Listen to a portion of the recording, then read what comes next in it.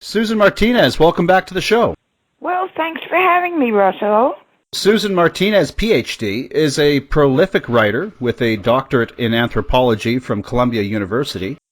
She's the author of many books. Today we'll cover 3 of those books, which include The Lost Continent of Pan, The Lost History of the Little People, and The Mysterious Origins of Hybrid Man.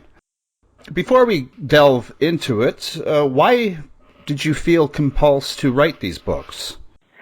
Okay. I would say that these 3 books are in the category of ancient mysteries. That's what I discovered. In fact, there was a pattern to my writing and to my books that I wasn't even aware of until well after it was all done. In fact, I'm done writing about ancient mysteries. That's one category that I'm drawn to, and I'm going from the past to the present to the future. And the book I'm working on now is about prophecy and the future. So it was something I had to take care of because I was privy to certain knowledge that very few other educated people are. My degree, taught me how to write, how to handle data, how to make it uniquely your own work. That's why I say privy. It turned out that the ancient mysteries, for me, could be elucidated in 3 areas. Let me do this in order of how I wrote the books, even though that order is not necessarily important. First, I wrote The Lost History of the Little People, and that is literally a primordial race of diminutive human beings, not dwarfs, okay, but diminutive 3-foot-tall people. That's The Lost History of the Little People. The book that followed it was The Mysterious Origins of Hybrid Man, and right there we take Darwinism and evolution apart and throw it away and reveal a whole new way of looking at proto-history. Finally, I think at this point I was starting to realize what I was doing and how I had to complete. The final book was The Lost Continent of Pan. That refers to the continent that went down, was submerged in the Pacific Ocean 24,000 years ago. In our first conversation, we discussed the Lost Continent of Pan, and for the audience, we're using the name Pan interchangeably with Mu and Lemuria. For more on the origins of Pan, you can listen to our first interview. The link will be in the description below. What were the peoples of Pan like? What did they look like?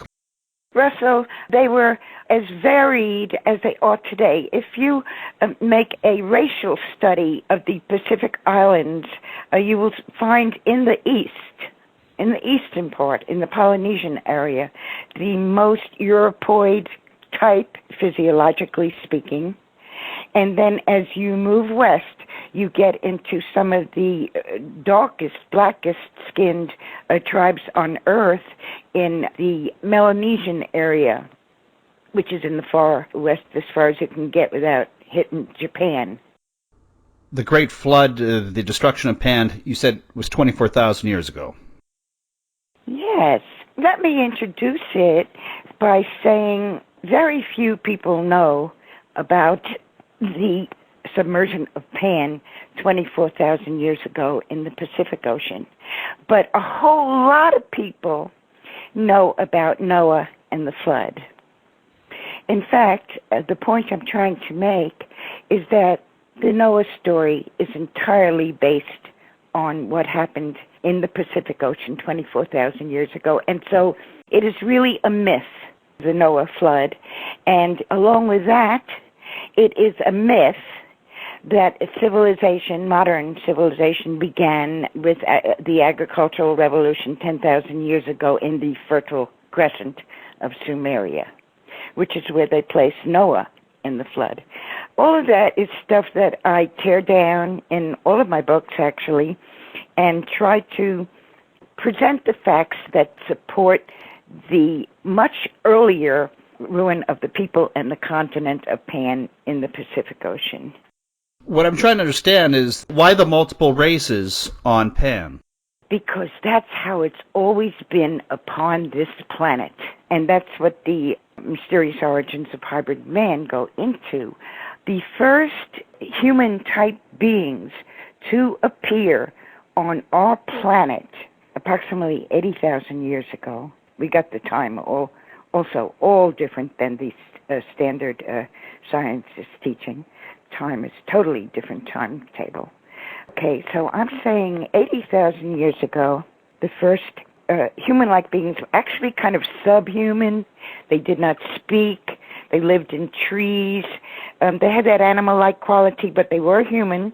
And the name of that race was Asu, and it scampered along sometimes on all fours. The second race to come along was an angelic race, and this was a project of the gods to plant intelligence and sensitivity on this planet to upraise these animal-like humans. Although they were forbidden to mix and blend or marry with the earth people, the autochthonous race that I just described, they did so. We've always liked to do the forbidden thing, and we started the mixing, and ever since the races have been mixing. So every possible variety of mixture is here on Earth thanks to interbreeding. And so you can take Darwinism and evolution and flush it down the toilet. I finally came to realize that one of the major reasons Darwinism has been so strongly upheld is that it's basically racist. What they deny is that interbreeding is the cause of racial differences all around the globe, and always has been. They say these differences evolved. They did not evolve. They were the result of amalgamation of two different types. And this is the story of the fossil record from day one. I've just summarized the mysterious origins of hybrid man. The hybrid is the operative word there. So where did humans evolve from before the amalgamation? Or are you throwing evolution out completely? Completely. Evolution not only accomplishes doing away with interbreeding between the races, but it also does away with the creator. And I believe in the creator. I'm a believer, and I'm a spiritualist, and I believe in creationism in the earliest time. There was a different time in the earth. Things weren't always as they are today. There was a period of creativity, I don't know what to call it. In the Oahspe Bible, it's called the time of Simu, where a creation was possible. It's not possible now. The livingness on the planet, it changes from one period to the next. And finally, we're not here forever. The planet is not here forever. Planets come and go in the scheme of things. And so a time will come when human beings become, infertile or incapable of reproducing, and that will be at a point where the planet itself has gotten too cold to live on. Not by fire, but by ice. Yeah, right. Tell me more about these 3-foot-tall people, hobbits, as it were. Okay, so like I say, when the ground people, that's the indigenous types, when the ground people interbred with the angelic type, who were little, they produced the race of little people, the first race. But from that point on, there were all kinds of combinations and different interbreedings of different types. So there's just so many combinations, infinite almost, of types.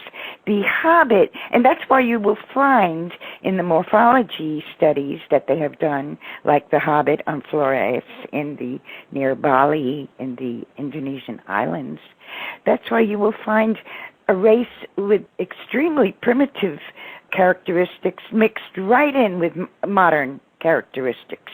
And that's what they found with the hobbit. Could this be the Negritos? Yes, exactly. I have quite a lot of material in the chapters of the Little People book about the Negritos because they are the best living examples of these combinations. So yes, there are Negritos and Negrillos in the backcountry of most of the continents on Earth. The destruction of Pan led to the fertilization of peoples throughout the earth. Yeah, the cross. Let's use the term cross fertilization. In fact, I recently found a writer who used the term cross-pollination, and I loved that because that describes it in a word. Are there any genetic markers in human DNA, for example, that have been unattributed? We know that there is a significant proportion of Neanderthal genetic material in non-African populations. But is there perhaps something that's in the DNA strands that the scientists, well, we don't know what that is? Well, sure. It's everywhere. It's everywhere where the DNA is blended. There's no such thing as a pure race. That's a total myth. Like I say, around 80,000 years ago, the only thing that was on this earth were the tree people and the ground people, who were the ground people, a very primitive race of man with no spiritual quality and no speech. But that race was upraised when the little people were put on earth. So what evidences do we have in terms of culture or art, linguistics perhaps? Okay, so there it is, bingo.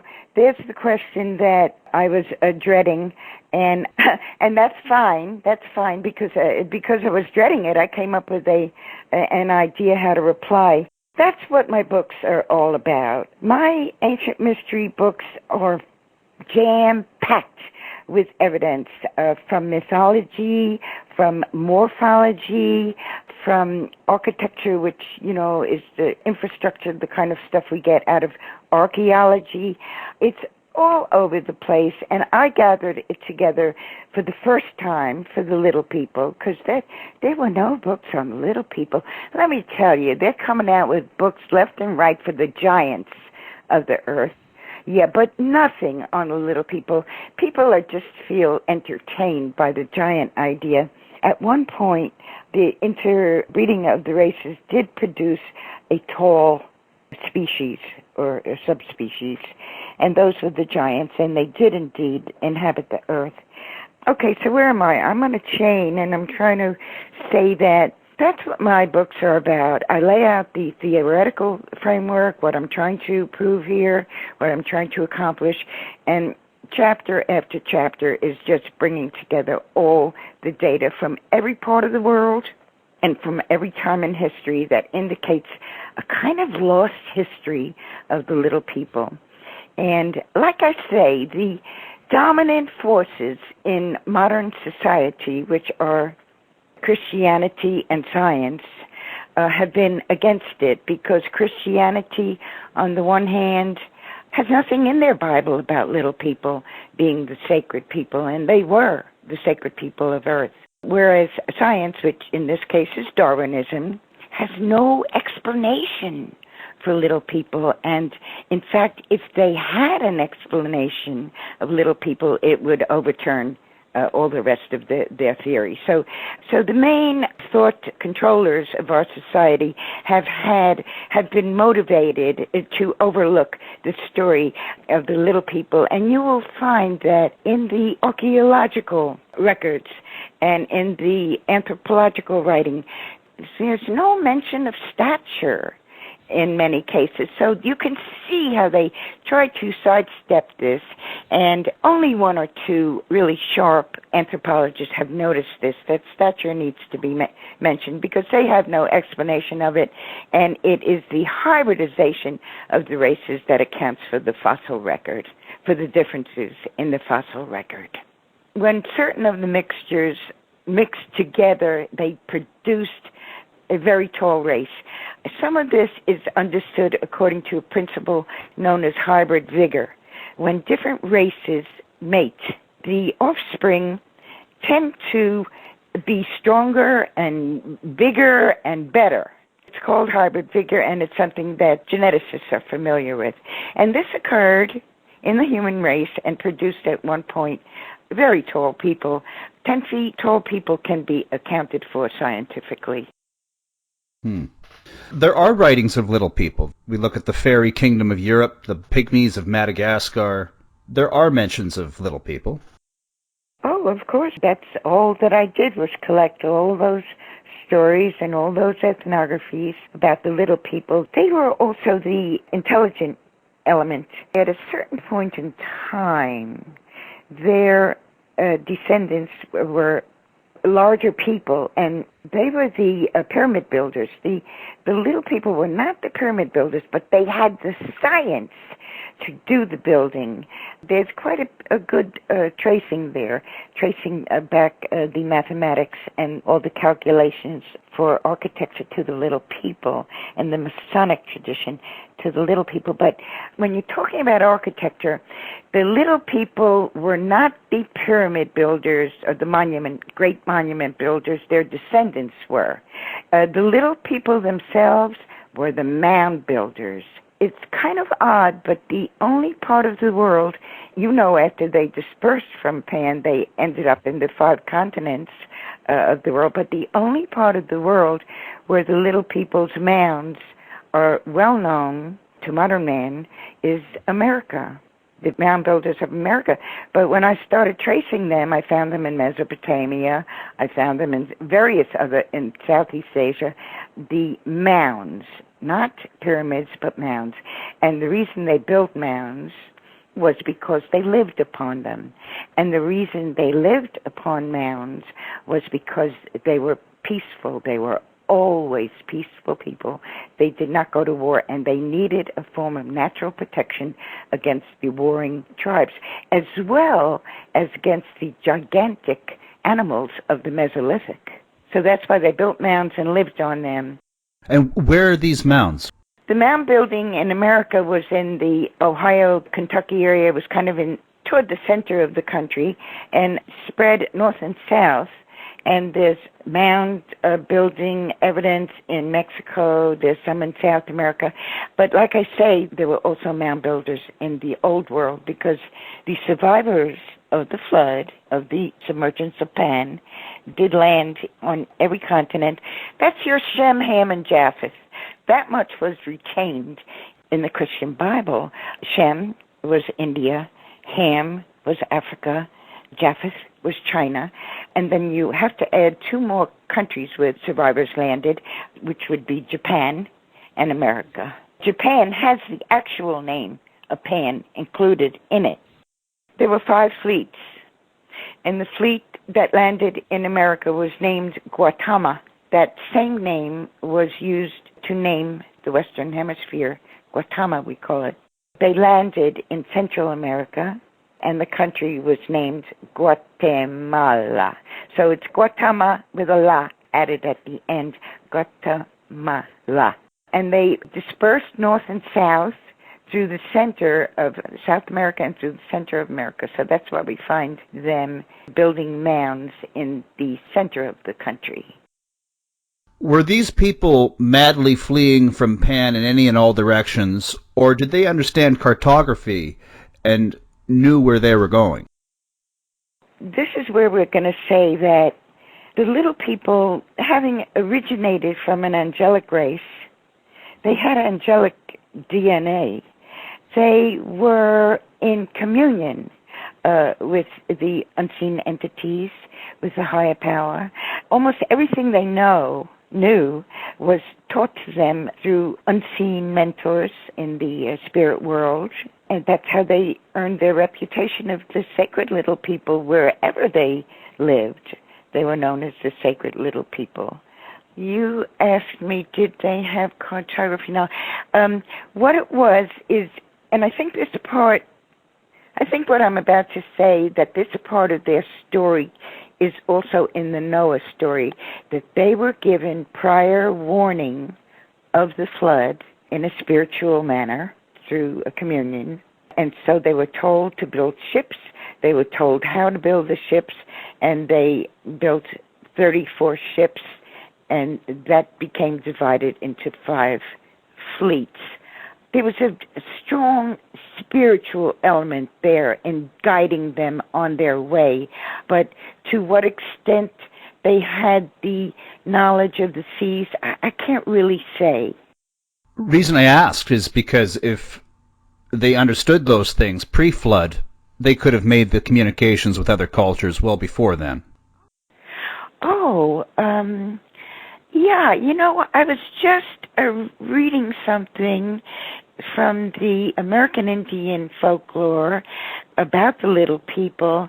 The Indians said that these little people, they would meet them in the forest and they would teach them, these sacred ways and teach them medicine and healing and teach them everything. Okay, but what you just said reminded me of what the Indians said, that they were global travelers. They navigated the world and they came back with stories of what other places were like. That's part of Indian lore in the woodlands, I think. The same histories that I'm basing my ideas on, they say there was a global society of navigators, even possibly 40,000 years ago. There is one British writer who traced that archaeologically to about the same period of time, that we had a global mariner civilization here on this planet about 40,000 years ago. When I was talking about the agriculture, when I was trying to disprove agriculture starting up in the Fertile Crescent a mere 8,000 or 10,000 years ago, in the book where there are evidences of agricultural products 20,000 years ago, 30,000 years ago, 40,000 years ago. I think agriculture began on this planet around 50,000 years ago. That's part of what I'm trying to say, is that Western civilization did not really begin in the Fertile Crescent like they teach in the textbooks, but there's a whole lost history that we are destined to recover in this time, because we're living in a time where we're coming into the truth. Yet the mariners that the natives of North America spoke of did not teach them agriculture. Oh, they did. I mean, some of the tribes were wonderfully agricultural when the... Really? Oh, yeah. When the Spanish and English came to this continent and settled it, there were waving fields of corn all over the place. Not all the tribes. Some of them surely were hunter-gatherer types and buffalo.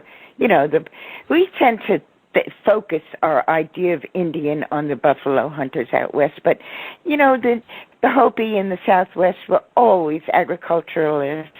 And they came up from the Guatemala area. They have their migration legends. That's incredible. I feel so awful that I don't know this. No, don't feel awful. I haven't done my job right if you feel awful. Let me ask you, does this angelic connection that you spoke of with the little people, does that still exist in us today? Oh, yes. It's a seed. But if you want to know anything about human beings, we are spiritual beings. But, it's possible for that to be suppressed or forgotten or replaced with other kinds of thinking. But let me tell you, we cannot survive without a connection to our spiritual selves. And that's exactly what's happening right now. We're undergoing a transformation. This civilization is ending. It's already past its due date. There are numbers, there are figures we've been working with, to do this prophecy. And the civilization that we're coming to is going to be intuitive. It's going to tap into that potential that we have. All that spiritualism is at this point is a seed. But any seed can grow into a garden if you focus on it, if you give it the light it needs, the water it needs, and the love it needs. And those are things that we're really hurting for now, and they are returning. Our lives will be restored. That's why everything that's collapsing now, it's like good riddance. The little people is only one of the many races that were on Pan. Right. What other races were there? At the time, just in the run-up to the destruction of Pan, the little people were being persecuted. These histories, of course, go back 20 or 30,000 years ago, so people don't know anything about it. They were revealed in the Oahspe Bible, and that's what I've spent my time seeing if these chronicles could be corroborated. Okay, what it says in Oahspe is that in every part of the world except Pan, the little people had been exterminated by the cruder tribes.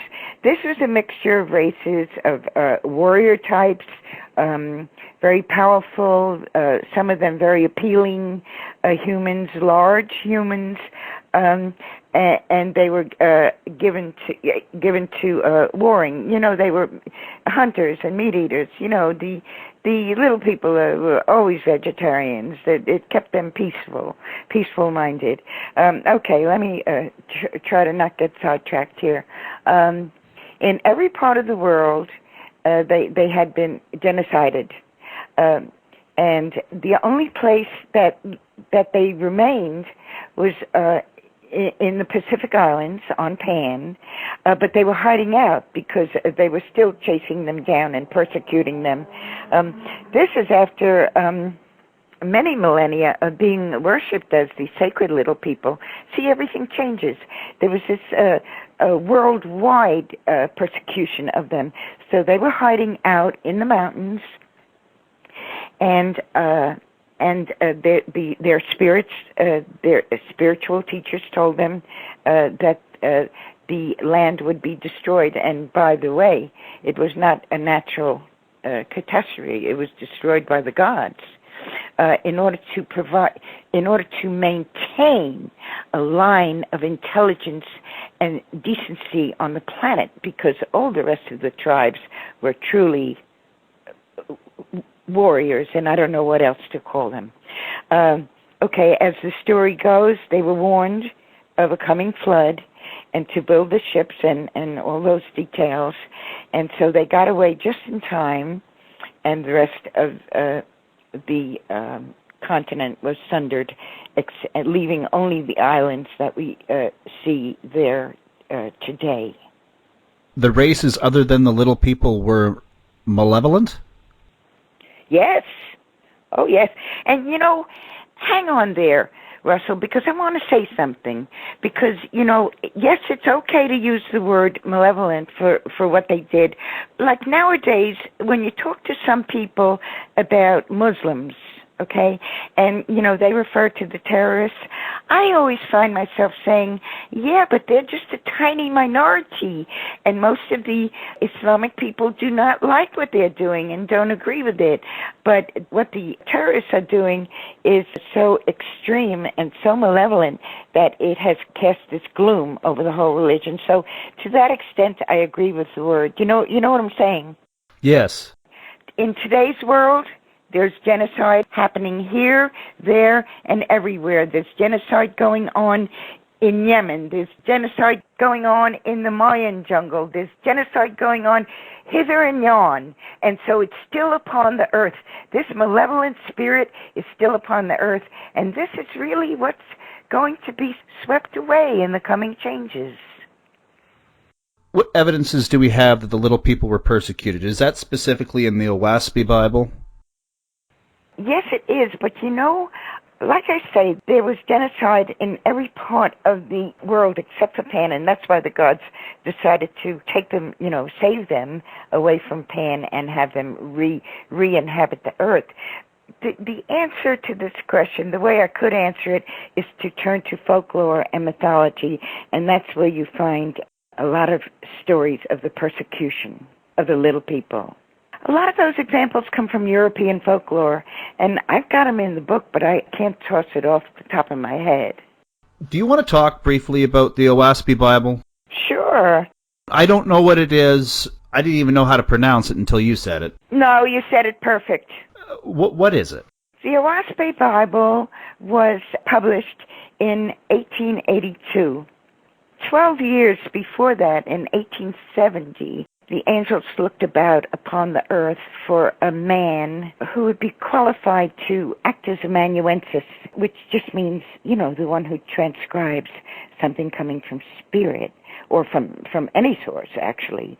They looked about, and they found a guy in England who was pretty good. He was a spiritualist. He was educated. He was compassionate. He qualified in many ways, but in the end, this is my own research I'm basing these comments on. In the end, they found a doctor in Ohio, Dr. John Newbrough, who qualified even more so. And the point was that the guy had to be in America, because America, which you know by now, was spiritually named Gautama. America is a chosen land for the new dispensation, for the new era that we're just entering now. Gautama would be the center, and all the light and understanding and new policy would radiate from Gautama out to the rest of the world, and it would become the Mecca, and surely it has done that. Okay, so here I am wandering off the topic again. What happened with Dr. Newbrough was that he was highly clairvoyant. He was an adept, and he was a very accomplished person, traveled all over the world, had done the gold rush in both America and Australia. Wonderful history to Newbrough's life.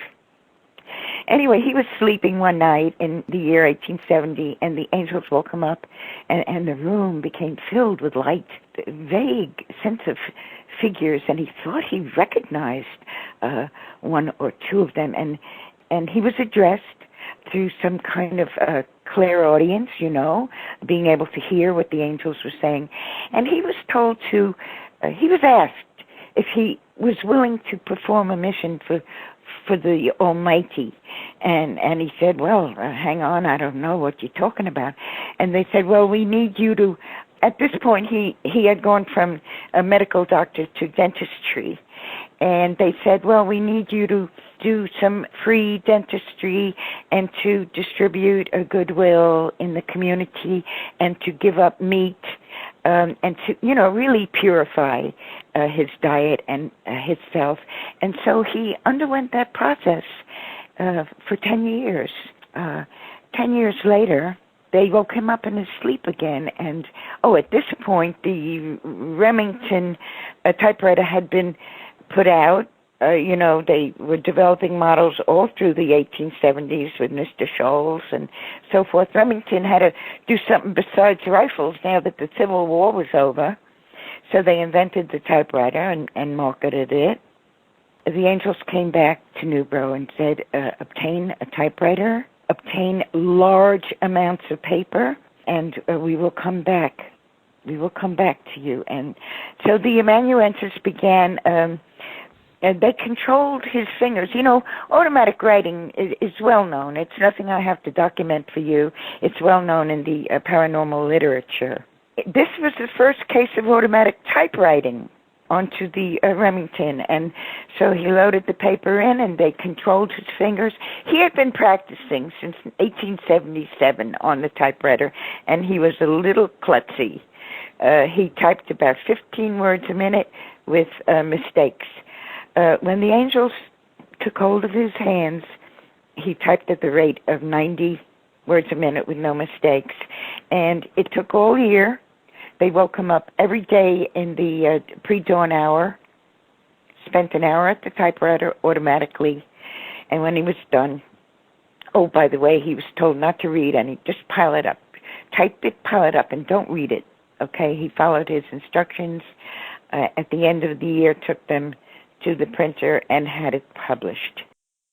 Oahspe is 3 syllables. The O stands for the canopy of heaven.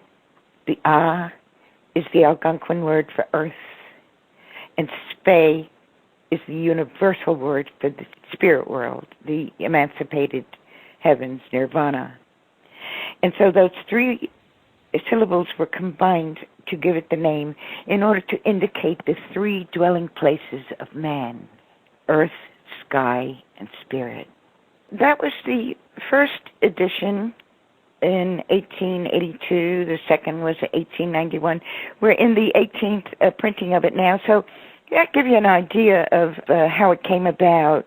Whenever I'm asked to describe it, it's kind of overwhelming because it's really an encyclopedic book. It's not just a Bible. It breaks down into 3 areas of knowledge. One is history, what happened on this earth in the last 75,000 years or so, and more. It's summarized.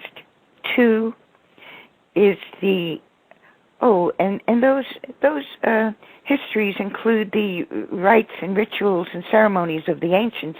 There's a lot of stuff revealed that was never known by modern man. Okay, the middle section of the book is called the Book of Cosmogony and Prophecy, and it reveals a new science, a new physics for man. It's all based on the ether principle. And the final topic, you could say, of Oahspe is about spirit life, the spirit world, and where we're all headed after dropping the mortal coil. So what's the newest book that you have out, and is there anything imminently to be published? There's a book that came out last year in March called Field Guide to the Spirit World. That's where I abandoned my work on ancient mysteries and brought my writing up to date, up to a contemporary perspective, and revealing all the things I've learned about spiritualism since I hang out with faithists so much. You know, I'm the only highly educated faithist, one of the only highly educated faithists in my group. The rest of them are like amazing clairvoyants. So my job is to write the books and explain this stuff. They do the actual work. They go right into spirit. They can see what all is going on in the heavens of the earth. They can see the entities behind people's schizophrenic disorders. They have that talent. See, we all have a different talent, and the whole point of life is to know your talent and use it, develop it, and contribute it to the welfare and happiness of the human race. Chapter 9, The Lost Continent of Pan. The name of the chapter is How Can a Whole Continent Disappear? That's the question. If I remember correctly, that's the chapter that explains that Pan did not go down by any natural catastrophe. It was the gods who held council and decided that this continent has to go. The spiritual level was lower than any chance of a redemption. The little people were hiding out, persecuted, and had to be rescued. And whatever else they decided, they organized. You know, when you read Oahspe, you read the upper book, which shows how the heavens are administered and how the entire hierarchy of the gods and lords is arranged. And you can see how what incredible projects they can get into. In this case, the project required millions of well-educated angels, and they took hold of the force field of the earth and the vortex, and they pushed the continent into the sea.